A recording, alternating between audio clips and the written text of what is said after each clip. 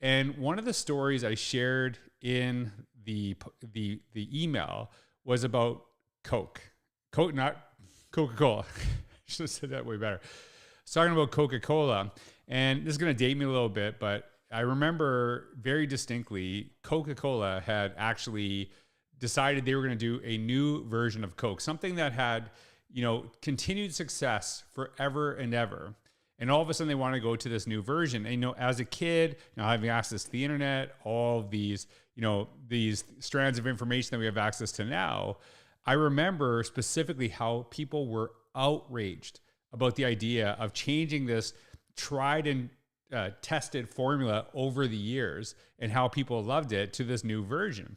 And so why would they do this? And it wasn't until years later that I actually read an article from the history.com website that talked about what actually had happened during that time.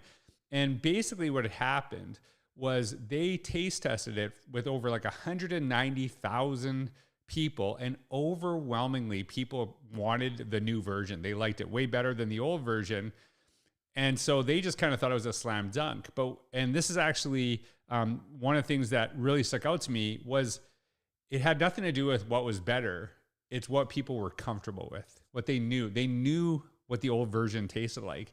And this actually, in the article it shared this, all the time and money and skill poured into consumer research on the new Coca-Cola could not measure or reveal the deep and abiding emotional attachment to original Coca-Cola felt by so many people. And so as I wrote in the email, something being better than what was in the past is actually not sufficient to get people to embrace change. They have to have an investment into it. They have to see an emotional connection to why we would actually change in the first place. So I shared just 3 ideas in my email, and you can see it linked down below if you want to read as well. And I'll talk about each one and just kind of like what I remember. I'll read a little bit of it too, but just kind of give you some insights. And the first one is I talked about the idea of creating a shared vision. In the book, The AI-Driven Leader by Jeff Woods, one of my favorite quotes from it really stuck out to me is that authorship is ownership.